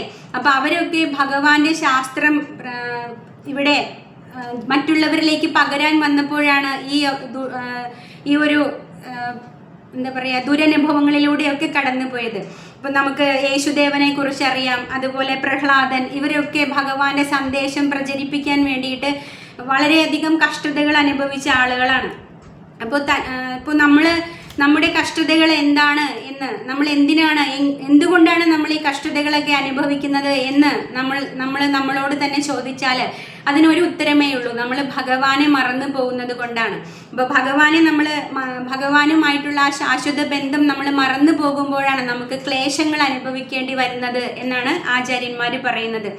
അപ്പോൾ ഒരു കൃഷ്ണഭക്തൻ ഒരിക്കലും ഭഗവാനെ മറക്കരുത്, അല്ലേ? എന്ത് അവസ്ഥയിലും എന്ത് പ്രതികൂല സാഹചര്യങ്ങൾ ജീവിതത്തിൽ വന്നാലും അവിടെയും ഭഗവാന്റെ സ്മരണ നിലനിർത്തണം ആ ഒരു ഭക്തൻ. അതാണ് എപ്പോഴും ചെയ്യേണ്ടത്. ഇവിടെ പിന്നെ ഒരു മത്പരമ, അല്ലെ, അല്ലെങ്കിൽ മത്ഭക്ത എന്നുള്ള അതിൻ്റെ ലക്ഷണങ്ങൾ പറയുന്നുണ്ട്. ശുദ്ധഭക്തൻ സദാ ഭഗവാന്റെ സേവനത്തിൽ ഏർപ്പെട്ടുകൊണ്ടിരിക്കുന്ന ആളാണ്. അപ്പോൾ എല്ലാ പ്രതികൂലമായിട്ടുള്ള ഘടകത്തിലും എന്ത് പ്രതികൂലമായിട്ടുള്ള സാഹചര്യങ്ങൾ ജീവിതത്തിൽ വന്നാലും ഭഗവാനെ മറന്നു പോകാതെ, ഭഗവാനെ മുറുകെ പിടിച്ച് ഭഗവാനാണ് എൻ്റെ ആശ്രയം എന്ന് കരുതി മുന്നോട്ട് പോവുക. ആ വിശ്വാസമാണ് നമ്മളെ മുന്നോട്ട് നയിക്കുന്നത്, അല്ലേ? രക്ഷിസതി വിശ്വാസോ ഗോതൃപ്തേ വരണം തഥാ എന്ന് പറയുന്നുണ്ട് ശാസ്ത്രത്തിൽ. ഇപ്പോൾ ഭഗവാൻ എന്നെ എല്ലാ കാലത്തും സംരക്ഷിക്കും, ഭഗവാൻ എന്നെ ഏത് സമയത്തും നിലനിർത്തും, ഏത് വിഷമകരമായ അവസ്ഥയിൽ നിന്നും ഭഗവാൻ എന്നെ കൈപിടിച്ചുയർത്തും എന്നുള്ള വിശ്വാസത്തോട് കൂടിയിട്ട് മുന്നോട്ട് പോവാം. ഒരിക്കലും ഭഗവാൻ നമ്മളെ ഉപേക്ഷിക്കില്ല. ഭഗവാൻ തീർച്ചയായിട്ടും നമ്മുടെ കൂടെയുണ്ട്. നമുക്ക് തീർച്ചയായിട്ടും ഭഗവാന്റെ സഹായം വേണ്ട സമയത്ത് വേണ്ട വിധത്തിൽ ലഭിക്കുക തന്നെ ചെയ്യും. അതിന് യാതൊരു സംശയവും വേണ്ട. ഭഗവാൻ നമ്മളോട് എപ്പോഴും കരുണയുള്ള ആളാണ്, അല്ലേ? ഭഗവാൻ പറയുന്നുണ്ട്, ഞാൻ നിങ്ങളുടെ സുഹൃത്താണ് എന്ന് ഭഗവാൻ പറയുന്നുണ്ട്, അല്ലേ? ഞാൻ നിങ്ങളുടെ അഭ്യുതകാംക്ഷിയാണ്. ഒരിക്കലും ഭഗവാൻ നമ്മളെ ഒരവസരത്തിലും തള്ളിപ്പറയില്ല. ശ്രീമദ് ഭാഗവത്തിന്റെ 11-ാമത്തെ അധ്യായത്തിൽ ഭഗവാൻ ഉദ്ധവരോട് പറയുന്നുണ്ട്, അല്ലേ? എനിക്ക് ഏറ്റവും പ്രിയം മനുഷ്യരോടാണ് എന്ന് പറയുന്നുണ്ട്. അപ്പോൾ പിന്നെ വേറൊരു കാര്യം അവിടെ പറയുന്നത്, നമ്മൾ ഇപ്പോൾ മനുഷ്യജന്മത്തിൽ ഇരിക്കുമ്പോൾ മാത്രമല്ല ഭഗവാൻ നമ്മുടെ കൂടെയുള്ളത്, അല്ലേ? നമ്മുടെ ഹൃദയാന്തർഭാഗത്ത് സദാ ഭഗവാൻ ഉണ്ട്. ഭഗവാൻ ചതുർഭുജ രൂപത്തിൽ നമ്മുടെ ഹൃദയാന്തർഭാഗത്ത് പരമാത്മാവിന്റെ രൂപത്തിൽ ഇരിപ്പുണ്ട്. ഭഗവാൻ അർജുനനോട് പറയുന്നുണ്ട്, ഹൃദ്ദേശേ അർജുന തിഷ്ഠതി, ഞാൻ നിന്റെ ഹൃദയാന്തർഭാഗത്തുണ്ട് എന്ന് പറയുന്നുണ്ട്, അല്ലേ? അപ്പോൾ ആ ഹൃദയത്തിൽ ഭഗവാൻ പരമാത്മ രൂപത്തിൽ ഇരിക്കുന്നുണ്ട്. ആ ഭഗവാൻ നമ്മൾ മനുഷ്യരൂപത്തിൽ ഇരിക്കുമ്പോൾ മാത്രമല്ല നമ്മുടെ കൂടെയുള്ളത്. നമ്മൾ പട്ടിയായാലും പന്നിയായാലും പുഴുവായാലും കൃമിയായാലും കീടമായാലും അവിടെയെല്ലാം ഭഗവാൻ നമ്മുടെ കൂടെ വരും. അതാണ് ഭഗവാന്റെ പ്രത്യേകത. ഭഗവാൻ ഒരിക്കലും നീ മനുഷ്യനായാൽ മാത്രമേ നിന്റെ കൂടെ വരൂ എന്ന് പറയുന്നില്ല. അപ്പോൾ നമ്മുടെ ജീവിതം, നമ്മുടെ ഈ ആത്മാവിനെ നമ്മൾ എപ്പോൾ ഭഗവത് ധാമത്തിലേക്ക് പ്രവേശിപ്പിക്കുന്നുവോ അതുവരെ ഭഗവാൻ പരമാത്മാ രൂപത്തിൽ നമ്മുടെ കൂടെയുണ്ട്, ഒരിക്കലും നമ്മളെ വിട്ടു പോകുന്നില്ല. നമ്മൾ ഇപ്പോൾ നമ്മുടെ കൂടെയുള്ള നമ്മുടെ ബന്ധുമിത്രാദികൾ, നമ്മുടെ സഹോദരങ്ങൾ, അല്ലെങ്കിൽ നമ്മുടെ ഭാര്യ, ഭർത്താവ്, മക്കള്, ഇവരെല്ലാം ഈ ഒരു ജന്മത്തോട് കൂടിയിട്ട് നമ്മളോട് വിട പറയുന്ന ആളുകളാണ്. പക്ഷെ ഭഗവാൻ അങ്ങനെയല്ല. ഭഗവാൻ നമ്മൾ ഇനി എത്ര ജന്മം എടുത്താലും ഏത് രൂപത്തിൽ നമ്മൾ വന്നാലും അവിടെയെല്ലാം ഭഗവാൻ നമ്മുടെ കൂടെയുണ്ട്. അതാണ് ഭഗവാന്റെ കരുണ എന്ന് പറയുന്നത്. ഭഗവാൻ ഒരിക്കലും നമ്മളെ കൈവിടില്ല. അപ്പോൾ അത് മനസ്സിലാക്കാനുള്ള ഒരു അറിവ്, അല്ലെങ്കിൽ ആ ഒരു ഊർജം നേടുകയാണ് നമ്മൾ ചെയ്യേണ്ടത്. അത് ഈ മനുഷ്യജന്മത്തിൽ മാത്രം സാധ്യമാകുന്ന ഒരു കാര്യമാണ്. ഭഗവാനെ കുറിച്ച് ചിന്തിക്കാനും ഭഗവാന്റെ ശാസ്ത്രം മനസ്സിലാക്കാനും ഭഗവത് ധാമത്തിലേക്ക് പ്രവേശിക്കാനും നമുക്ക് സാധിക്കുന്നത് ഈ മനുഷ്യജന്മത്തിൽ ഇരുന്നു കൊണ്ട് മാത്രമാണ്. അല്ലാതെ ഒരു ജന്മത്തിലും ഇത് സാധ്യമാകില്ല. ഒരു പട്ടിക്കും പൂച്ചയ്ക്കും പന്നിക്കും നമ്മൾ ഭഗവാന്റെ ശാസ്ത്രം പറഞ്ഞാൽ മനസ്സിലാക്കാനുള്ള കഴിവില്ല. അവർക്കത് ചിന്തിക്കാനുള്ള കഴിവില്ല. അവർക്ക് സവിശേഷ ബുദ്ധിയില്ല. അവര് മനുഷ്യനായി പിറന്ന ആളുകൾക്ക് ഭഗവാൻ തന്നിരിക്കുന്ന എന്താണ്? ധർമ്മോഹിതേഷോ അധികോ വിശേഷോ. ധർമ്മം തിരിച്ചറിയാനുള്ള സവിശേഷ ബുദ്ധി നൽകിയിരിക്കുന്നത് മനുഷ്യർക്ക് മാത്രമാണ്. അപ്പോൾ ആ സവിശേഷമായിട്ടുള്ള ബുദ്ധി ഉപയോഗിച്ച് നമ്മൾ ഭഗവാനെ കുറിച്ച് മനസ്സിലാക്കുകയും ധർമ്മം പരിപാലിക്കുകയും ധർമ്മം നമ്മുടെ ജീവിതത്തിൽ അനുവർത്തിക്കുകയും വേണം. എങ്കിൽ തീർച്ചയായിട്ടും നമുക്ക് ഈ ജന്മത്തിൽ വിജയം കൈവരിക്കാൻ സാധിക്കും. നമ്മുടെ ആത്മാവിനെ ഭഗവാന്റെ ധാമത്തിലേക്ക് പ്രവേശിപ്പിക്കാൻ സാധിക്കും. അങ്ങനെ വന്നാൽ പിന്നെ ഒരിക്കലും നമുക്ക് ഈ ദുഃഖപൂർണമായിട്ടുള്ള, ഈ ദുരിതപൂർണമായിട്ടുള്ള ലോകത്തിലേക്ക് ഒരിക്കലും തിരിച്ചു വരേണ്ടതായിട്ട് വരുന്നില്ല. അപ്പോൾ അങ്ങനെയാണ് നമുക്ക് ഈ മനുഷ്യജന്മത്തിന് പരിപൂർണമായിട്ടുള്ള അവസ്ഥയിലേക്ക് എത്തിക്കാൻ സാധിക്കുക. അപ്പം അതിനുവേണ്ടി ആവണം നമ്മുടെ കർമ്മങ്ങളെല്ലാം. അപ്പോൾ ആ കർമ്മങ്ങളൊക്കെ നമുക്ക് കൃഷ്ണകർമ്മം എന്നുള്ള നിലയിൽ ചെയ്യാൻ സാധിക്കും. ഭഗവാനെ മാത്രം ആരാധിക്കുമ്പോൾ മത് പരമ മത് ഭക്ത എന്നുള്ള നിലയിലേക്ക് നമുക്ക് ഉയരാൻ സാധിക്കും. ഭഗവാനെ പരമമായിട്ടും സുപ്രീമായിട്ടും അംഗീകരിച്ചാൽ നമുക്ക് മറ്റുള്ള ജീവജാലങ്ങളോടെല്ലാം സമഭാവനയോടെ, കരുണയോടെ, ദയയോടെ പെരുമാറാനായിട്ട് സാധിക്കും. അങ്ങനെ നമുക്ക് നമ്മുടെ ജീവിതത്തിലെ നമുക്ക് ഉയർത്താൻ സാധിക്കും, ഭഗവദ്ധാമത്തിലേക്ക് എത്തിക്കാൻ സാധിക്കും. അപ്പോൾ ഭഗവാൻ ഈ ഒരു 11ാമത്തെ അധ്യായത്തിൽ നമുക്ക് വിശ്വരൂപം കാണിച്ചു തന്നു, കാലത്തിൻ്റെ സംഹാര രൂപം കാണിച്ചു തന്നു, ചതുർഭുജ വിഷ്ണുവിൻ്റെ രൂപം ഭഗവാൻ കാണിച്ചു തന്നു. അതിനെല്ലാം അവസാനം ഭഗവാൻ അർജുനന്റെ മനസ്സ് ശാന്തമാക്കാൻ വേണ്ടി ശ്യാമസുന്ദര ത്രിഭംഗ ലളിത രൂപത്തിലേക്കും വന്നു, അല്ലേ? അപ്പോൾ ഭഗവാൻ നമ്മളെ ബോധ്യപ്പെടുത്തുകയാണ്, എല്ലാം എന്നിൽ നിന്നാണ് വരുന്നത്. ഈ വിശ്വരൂപവും സർവസംഹാരിയായിട്ടുള്ള കാലവും ചതുർഭുജ രൂപമായിട്ടുള്ള വിഷ്ണുവും എല്ലാം എന്നിൽ നിന്ന് തന്നെയാണ് വരുന്നത് എന്നുള്ള പരമമായിട്ടുള്ള സത്യം നമ്മളെ ബോധ്യപ്പെടുത്തുകയാണ് ഈ 11ാമത്തെ അധ്യായത്തിലൂടെ ഭഗവാൻ ചെയ്തത്. അപ്പോൾ ഭഗവാൻ, അതായത് കൃഷ്ണനാണ് എല്ലാ ആവിഷ്കാരങ്ങളുടെയും ഉറവിടം എന്ന് പറയുന്നത്. ഇപ്പോൾ സർവ്വരൂപങ്ങളുടെയും സർവ്വതിൻ്റെയും ഉറവിടം അല്ലെങ്കിൽ കാരണഭൂതൻ എന്ന് പറയുന്നത് ഭഗവാനാണ്. കാരണം എന്നാണ് ബ്രഹ്മസംഹിതയിൽ ഭഗവാനെ കുറിച്ച് പറയുന്നത്. അപ്പോൾ ആ പരമമായിട്ടുള്ള ഭഗവാനെ അംഗീകരിക്കുകയും വിശ്വസിക്കുകയും ആരാധിക്കുകയും ചെയ്താൽ നമുക്ക് തീർച്ചയായിട്ടും ജീവിതത്തിൽ വിജയം കൈവരിക്കാൻ സാധിക്കും. ഇപ്പോൾ എപ്പോഴും ഭഗവാന്റെ ശ്യാമസുന്ദര രൂപത്തിലാണ് നമുക്ക് നമ്മുടെ മനസ്സിനെ നമ്മൾ ഉറപ്പിച്ച് നിർത്തേണ്ടത്. ഇപ്പോൾ വിശ്വരൂപത്തെക്കുറിച്ച് നമ്മൾ പഠിച്ചു, അല്ലേ? വിശ്വരൂപത്തിന് അനേകാത്ഭുത ദർശനം, അനേക ബാഹുനയനം, അനേക വക്രം എന്നൊക്കെ പറഞ്ഞിട്ട്, അല്ലേ? ഒരുപാട് മുഖങ്ങൾ, ഒരുപാട് കൈകൾ, ഒരുപാട് കാലുകൾ എന്നൊക്കെ പറഞ്ഞു. അപ്പോൾ പ്രഭുപാദരോട് ഒരാൾ ചോദിക്കുകയാണ്, അല്ലേ? നിങ്ങൾ ഈ ശ്യാമസുന്ദര രൂപം, അതായത് രണ്ട് കാലുമുള്ള സാധാരണ രൂപത്തിലാണല്ലോ നമ്മൾ ഭഗവാനെ ക്ഷേത്രങ്ങളിൽ കാണുക. അപ്പോൾ ഇതിന് പകരം ഒരു വിശ്വരൂപം നിങ്ങൾക്ക് സ്ഥാപിച്ചുകൂടെ? അപ്പോൾ അങ്ങനെയാണെങ്കിൽ അതിൽ ആരാധന ചെയ്തുകൂടെ? അപ്പോൾ അങ്ങനെയാകുമ്പോൾ ഒരുപാട് പേരെ ആകർഷിക്കാൻ സാധിക്കില്ലേ എന്ന് ചോദിക്കുകയാണ്. അപ്പോൾ പ്രഭുപാദ ഉടനെ ചിരിച്ചുകൊണ്ട് ചോദിച്ചു, ഓക്കെ ശരി, അതിന് സാധ്യമാണ്, പക്ഷെ എങ്ങനെ നിങ്ങൾ വിശ്വരൂപത്തിനൊരു ഡ്രസ്സ് തയ്ച്ചിടും എന്നാണ് ചോദിച്ചത്. അപ്പോൾ എങ്ങനെ വിശ്വരൂപത്തിന് നിങ്ങൾ നിവേദ്യം അർപ്പിക്കും? കാരണം വിശ്വരൂപം അത്രയ്ക്ക് വലുതാണ്, അല്ലേ? വലിയ ഒരുപാട് കാലുകൾ, ഒരുപാട് കൈകൾ, ഒരുപാട് തലകൾ എന്നൊക്കെയാണ് നമുക്ക് വിശ്വരൂപത്തിൻ്റെ വിശദീകരണമുള്ളത്. അപ്പോൾ അത്രയും വലിയൊരു രൂപത്തിന് നമ്മൾ എങ്ങനെ ഒരു ഡ്രസ്സ് തയ്ച്ചിടും, അല്ലേ? ഭഗവാൻ ഒരു ഉടുപ്പ് നമ്മളെങ്ങനെ തയ്ച്ചിടും? അതുപോലെ നിവേദ്യം നമ്മൾ എങ്ങനെ അർപ്പിക്കും? എങ്ങനെയൊക്കെ അർപ്പിച്ചാലും അത് ഭഗവാനെ സാറ്റിസ്ഫൈ ചെയ്യിക്കില്ല. അപ്പോൾ അത്രയ്ക്കും ബുദ്ധിമുട്ടാണ് നമുക്കൊരു വിശ്വരൂപത്തിനെ നമുക്ക് ആരാധിക്കാൻ, അല്ലെങ്കിൽ നമുക്ക് മറ്റുള്ള സേവനങ്ങൾ അർപ്പിക്കാൻ. അതുകൊണ്ടാണ് ഭഗവാൻ ശ്യാമസുന്ദര രൂപത്തിൽ, അർച്ചവിഗ്രഹ രൂപത്തിൽ നമുക്ക് ഈ കലിയുഗത്തിൽ ഭഗവാൻ നമുക്ക് അനുഗ്രഹം നൽകിയിരിക്കുന്നത്. അപ്പോൾ ആ ശ്യാമസുന്ദര രൂപത്തിൽ ഭഗവാനെ നമുക്ക് ആരാധിക്കാം, ഭഗവാന് നമുക്ക് വസ്ത്രങ്ങൾ തുന്നിയിടാം, ഭഗവാന് നിവേദ്യങ്ങൾ അർപ്പിക്കാം, ഭഗവാന് നമുക്ക് മാല ചാർത്താം. അപ്പോൾ അങ്ങനെയുള്ള സേവനങ്ങളൊക്കെ നമുക്ക് ചെയ്യാനായിട്ട് സാധിക്കും. അപ്പോൾ അതുകൊണ്ടാണ് ഒരു ഭക്തൻ എപ്പോഴും ശ്യാമസുന്ദര രൂപം ഭഗവാന്റെ കാണണം, അല്ലെങ്കിൽ ആ രൂപത്തിൽ ആരാധിക്കണം എന്ന് വിചാരിക്കുന്നത്. അപ്പോൾ ഭഗവാന്റെ പരമദിവ്യത്വം അല്ലെങ്കിൽ പരമപുരുഷത്വം ഇവിടെ അംഗീകരിക്കുകയാണ്, ഇവിടെ സ്ഥാപിക്കുകയാണ് ഈ 11-ാമത്തെ അധ്യായത്തിലൂടെ ചെയ്യുന്നത്. അപ്പോൾ 10-ാമത്തെ അധ്യായത്തിൽ ഭഗവാൻ പറഞ്ഞു അല്ലെ, ഇതിൽ കൂടുതൽ നിനക്ക് വിഭൂതികളെ കുറിച്ച് പറഞ്ഞപ്പോൾ പറഞ്ഞു, ഇതിൽ കൂടുതലൊക്കെ അറിഞ്ഞിട്ട് എന്തു വേണം അർജുന, എൻ്റെ ചെറിയൊരു അംശം മാത്രമാണ് ഇതെല്ലാം ചെയ്യുന്നത്. ഏകാംശേന സ്ഥിതോ ജഗത്ത് എന്ന് ഭഗവാൻ പറഞ്ഞു. അപ്പോൾ ആ ഒരു വാക്കില് അല്ലെ, ഏകാംശേന സ്ഥിതോ ജഗത്ത്, അപ്പോൾ ഈ ഒരു ചെറിയൊരു അംശം വെച്ചിട്ട് ഭഗവാൻ എങ്ങനെയാണ് ഇതെല്ലാം ചെയ്യുന്നത് എന്ന് അർജുനന് അറിയണമെന്ന ആഗ്രഹം വന്നു. അതുകൊണ്ടാണ് ഭഗവാൻ വിശ്വരൂപം കാണിച്ചു കൊടുത്തത് അല്ലേ. അപ്പോൾ അതുമൂലം അർജുനന് വിശ്വരൂപം കാണാൻ സാധിച്ചത് മൂലം നമുക്ക് വിശ്വരൂപത്തിന്റെ വർണ്ണനകൾ കാണാൻ സാധിച്ചു, വിശ്വരൂപം എന്താണ് എന്ന് മനസ്സിലാക്കാൻ സാധിച്ചു. അപ്പോൾ ആ വിശ്വരൂപ ദർശനത്തിന് ശേഷം ഭഗവാൻ തൻ്റെ ശ്യാമസുന്ദര ത്രിഭംഗ ലളിത രൂപം അർജുനന് മുൻപിൽ പ്രദർശിപ്പിക്കുകയും അർജുനനോട് ആ രൂപത്തിൽ നിന്നുകൊണ്ട് ഭഗവാൻ സംസാരിക്കുകയുമാണ് ചെയ്യുന്നത്.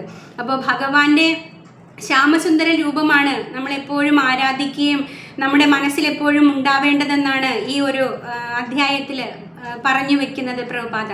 അപ്പോൾ നമ്മുടെ ജീവിതത്തിൻ്റെ സെൻറ്റർ പോയിന്റ് അല്ലേ, നമ്മുടെ ജീവിതത്തിൻ്റെ സെൻറ്റർ പോയിന്റ് അല്ലെങ്കിൽ നമ്മുടെ പരമലക്ഷ്യം എന്ന് പറയുന്നത് ഭഗവാനാക്കണം. അപ്പോൾ ഭഗവാന് വേണ്ടി നമ്മൾ പ്രവൃത്തികൾ ചെയ്യുമ്പോൾ അത് കൃഷ്ണകർമ്മമാക്കി മാറ്റാൻ നമുക്ക് സാധിക്കും. വിഷ്ണുവിന് വേണ്ടിയുള്ള യജ്ഞം എന്ന നിലയിൽ നമുക്കത് അനുഷ്ഠിക്കാൻ സാധിക്കും. അങ്ങനെ നമുക്ക് ജീവിതത്തിൻ്റെ പരിപൂർണത കൈവരിക്കാനായിട്ട് സാധിക്കും. അപ്പോൾ ഒരു കൃഷ്ണഭക്തൻ എന്ന് പറയുന്നത് എപ്പോഴും മറ്റുള്ള ജീവജാലങ്ങളോട് കരുണയുള്ളവനും ദയയുള്ളവനുമാകണം. അപ്പോൾ അങ്ങനെ എല്ലാ വിധത്തിലും ഒരാൾക്ക് പരിപൂർണത കൈവരിക്കാൻ സാധിക്കും. അങ്ങനെയുള്ളൊരു വ്യക്തി തീർച്ചയായിട്ടും എന്നിലേക്ക് വരും എന്നാണ് ഭഗവാൻ ഈ ഒരു ശ്ലോകത്തിൽ പറയുന്നത്. മത് കർമ്മകൃൻ മത് പരമോ മത് ഭക്ത സംഘവർജിത നിർവൈര സർവഭൂതേഷു യാ സ മാമേതി പാണ്ഡവ. പ്രിയ അർജുന, എൻ്റെ ശുദ്ധ സേവനത്തിൽ ഏർപ്പെട്ടിരിക്കുന്ന കാമ്യകർമ്മങ്ങളുടെയോ ഊഹാപോഹങ്ങളുടെയോ മാലിന്യം കൂടാതെ എനിക്ക് വേണ്ടി കർമ്മം ചെയ്യുകയും എന്നെ ജീവിതത്തിൻ്റെ പരമലക്ഷ്യമായി കരുതുകയും സർവ്വഭൂതങ്ങളോടും സുഹൃത്ത് രൂപേണ പെരുമാറുകയും ചെയ്യുന്ന ഭക്തൻ നിശ്ചയമായും എന്നെ തന്നെ പ്രാപിക്കും. അപ്പോൾ ആ ഒരു നിലയിലേക്ക് ഉയരാനുള്ള കാര്യങ്ങൾ നമ്മുടെ ജീവിതത്തിൽ കൊണ്ടുവരിക. കൃഷ്ണഭക്തിക്ക് പ്രതികൂലമായിട്ടുള്ള കാര്യങ്ങളെല്ലാം നമ്മുടെ ജീവിതത്തിൽ നിന്ന് ഒഴിവാക്കുക, അനുകൂല്യമായിട്ടുള്ളത് മാത്രം സ്വീകരിക്കുക. ആചാര്യന്മാർ നമുക്ക് ഒരു മാർഗം കാണിച്ചു തന്നിട്ടുണ്ട്. അപ്പോൾ ആ മാർഗത്തിലൂടെ മുന്നേറിപ്പോയാൽ തീർച്ചയായിട്ടും നമുക്ക് ഈ ജന്മം അവസാനിക്കുമ്പോൾ അത് ഭഗവത് ധാമത്തിലേക്ക് നമ്മുടെ ആത്മാവിനെ പ്രവേശിപ്പിക്കാൻ സാധിക്കും. നമ്മുടെ ജീവിതത്തിൻ്റെ പരമലക്ഷ്യം അല്ലെങ്കിൽ മനുഷ്യജന്മത്തിൻ്റെ പരിപൂർണത എന്ന് പറയുന്നത് ഭഗവത് ധാമത്തിലേക്കുള്ള തിരികെ പോകലാണ്. അവിടെയാണ് നമുക്ക് ശാശ്വത രൂപത്തിൽ ഭഗവാന്റെ സേവനങ്ങൾ അനുഷ്ഠിക്കാൻ സാധിക്കുക. അപ്പോൾ ആ ഒരു യാത്രയിലാണ് നാം ഓരോരുത്തരും. അപ്പോൾ അതിനുവേണ്ടി നമ്മളെ തയ്യാറെടുപ്പിക്കുന്ന ഒരു പ്രോസസ്സിലാണ് നമ്മളിപ്പോൾ പോയിക്കൊണ്ടിരിക്കുന്നത്. അപ്പോൾ അതിന് ആചാര്യന്മാർ നമ്മുടെ കൂടെയുണ്ട്, ശാസ്ത്രങ്ങൾ നമ്മുടെ കൂടെയുണ്ട് നമ്മളെ സഹായിക്കാൻ. അപ്പോൾ ഈ സാധ്യതകളെല്ലാം പരമാവധി പ്രയോജനപ്പെടുത്തുക. അതിനുവേണ്ടി ജീവിതത്തിൻ്റെ പരമലക്ഷ്യം കൈവരിക്കുന്നതിന് വേണ്ടി നമ്മുടെ ജീവിതം നമ്മൾ സമർപ്പിക്കുകയും ആ ഒരു കൃഷ്ണഭക്തി ശീലിക്കുന്നതിന് വേണ്ടിയിട്ട് നമ്മുടെ ജീവിതത്തിനെ റീഅറേഞ്ച് ചെയ്യുകയും ചെയ്യുക. അപ്പോൾ അങ്ങനെ വരുമ്പോൾ നമുക്ക് തീർച്ചയായിട്ടും വിജയത്തിൽ എത്തിച്ചേരാൻ സാധിക്കും. നമ്മുടെ ജീവിതത്തിൻ്റെ അവസാനം നമുക്ക് ഭഗവത് ധാമത്തിലേക്ക് പ്രവേശിക്കാനും പിന്നീട് ഒരിക്കലും ഈ ദുരിതപൂർണമായിട്ടുള്ള ലോകത്തിലേക്ക് തിരിച്ചു വരാൻ ഇടയാക്കാത്ത വിധം നമുക്ക് ഭഗവത് ധാമത്തിലേക്ക് എന്നെന്നും സന്തോഷമായിട്ട് വസിക്കാനും സാധിക്കും. അപ്പോൾ മനുഷ്യജന്മത്തിൻ്റെ പരിപൂർണത എന്ന് പറയുന്നത് ഭഗവത് ധാമത്തിലേക്കുള്ള തിരികെ പോകലാണ്. അപ്പം അതിനുവേണ്ടി ആവണം നമ്മുടെ ഇനിയുള്ള സമയം നമ്മൾ വിനിയോഗിക്കേണ്ടത്. അപ്പോൾ ഇനി അധ്യായം 12 അപ്പോൾ അവിടെ ഭഗവാൻ പരമപ്രധാനമായിട്ടുള്ള ഭക്തി യോഗത്തെ കുറിച്ചിട്ടാണ് സംസാരിക്കുന്നത്. ഭക്തിയോഗം, അപ്പോൾ ഭക്തിയോഗത്തെ കുറിച്ചിട്ട് മനസ്സിലാക്കുമ്പോഴാണ് നമുക്ക് പരിപൂർണമായിട്ടും ഭഗവാന്റെ ഭക്തി അനുഷ്ഠിക്കാൻ സാധിക്കുക. അപ്പോൾ അവിടെ ഭഗവാൻ ഒരുപാട് കാര്യങ്ങൾ നമുക്ക് വിശദമാക്കി തരുന്നുണ്ട്. അത് നമുക്ക് അടുത്ത ആഴ്ച ചർച്ച ചെയ്യാം. അപ്പോൾ ഇതോടുകൂടിയിട്ട് ഇന്നത്തെ ഭഗവത്ഗീത ക്ലാസ് ഇവിടെ അവസാനിക്കുകയാണ്. ഹരേ കൃഷ്ണ.